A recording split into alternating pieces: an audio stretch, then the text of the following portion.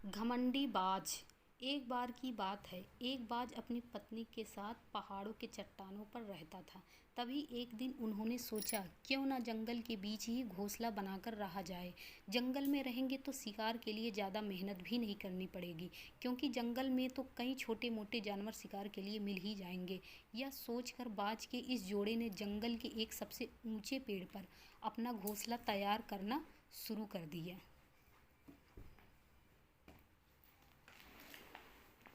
अब मौसम भी बदल चुका था।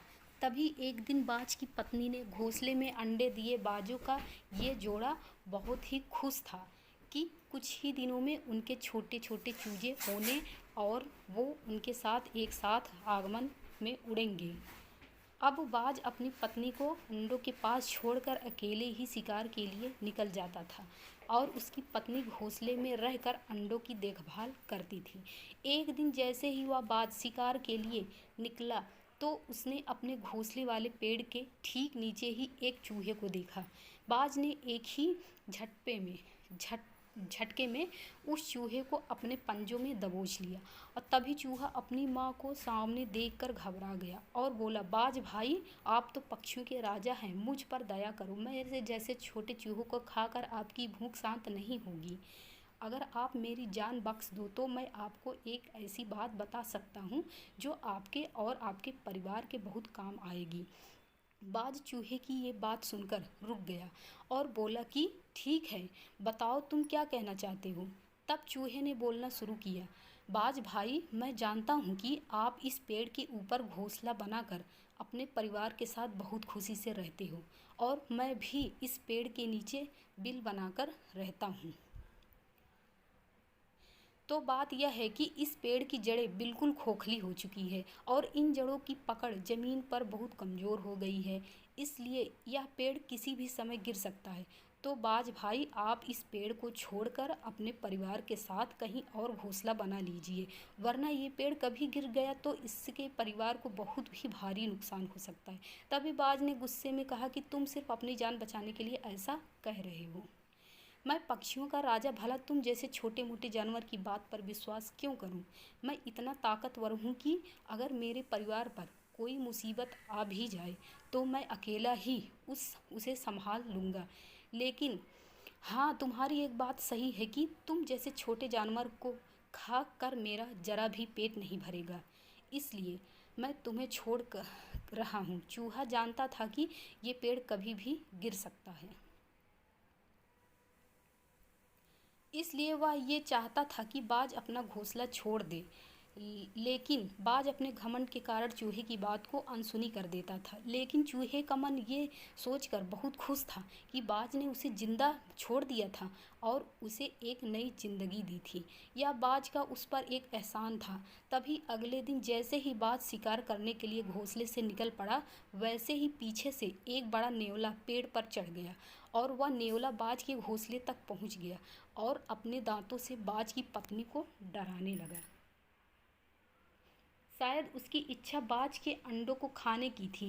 बाज की पत्नी ने भी वापस उस नेवले पर हमला किया, मगर बाज की पत्नी नेवले की इस हरकत से बहुत घबरा गई थी।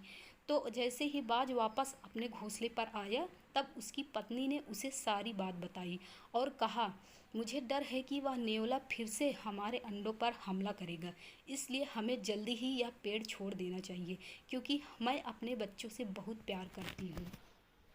तभी बाज को लगा कि उसके अंडों को नेवला धोखे से खा सकता है, इसलिए तुरंत बाज और उसकी पत्नी मिलकर दोनों ने ही उस पेड़ से कुछ ही दूर पर अपना घोंसला बनाना शुरू कर दिया। और जैसे ही उन्होंने दूसरा घोंसला बना लिया, वैसे ही अपने अंडों को पंजे में दबोचकर वह दूसरे घोंसले में ले गए। अब बाज और उसकी पत्नी दूसरे घोंसले में आराम से रहने लगे। अभी उन्हें दूसरे घोंसले में पहुँचे हुए एक ही दिन निकला था कि शाम के समय तेज हवा चलने लगी। तभी उन्होंने देखा कि जिस पेड़ पर वह पहले रहते थे, वह हवा की मार को नहीं झेल पाया और धड़ाम से जमीन पर बड़ी ही तेजी से गिर गया। वो पेड़ अपनी जड़ों के साथ ही पूरी तरह उखड़ चुका था। तभी बाज को अचानक ही उस चूहे की कही बात याद आई कि चूहे ने कहा था कि कि वह पेड़ जड़ों से कमज़ोर है और कभी भी गिर सकता है। लेकिन अब तो वो बाज अपना घोंसला बदल चुका था, इसलिए बाज और उसका पूरा परिवार सुरक्षित था। तभी अगले दिन सुबह वह चूहा बाज के नए घोंसले के नीचे पहुंचा और उसने बाज को आवाज़ लगाई और कहा, क्यों भाई बाज भाई, तुम्हारा पूरा परिवार अब सुरक्षित है ना। चूहे के साथ वह नेवला भी था। चूहे और नेवले को एक साथ देखकर वह बाज सोच में पड़ गया।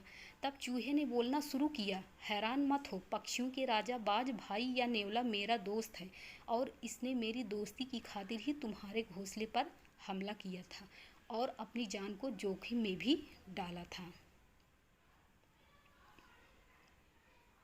तुम्हारे परिवार की जान बचा सकूं, मैंने ही भेजा था नेवले को तुम्हारे घोंसले पर हमला करने के लिए, और वह भी ठीक उसी समय जब तुम घोंसले पर नहीं थे, क्योंकि मैं जानता था कि उस समय तुम्हारी पत्नी अकेली होगी और वह नेवले से डर के तुम्हारे घोंसला बदलने को जरूर कहोगी।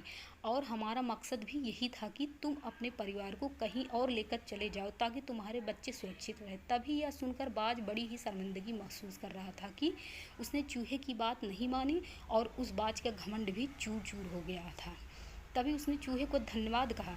तो दोस्तों, आज की कहानी हमें यह सिखाती है कि हम चाहे कितने भी काबिल, कितने ही भी होशियार या कितने भी ताकतवर ही क्यों ना हो जाए, लेकिन हमें कभी भी अपने आप पर घमंड नहीं करना चाहिए और कभी भी किसी को छोटा या मामूली समझकर उसे कमज़ोर भी नहीं समझना चाहिए।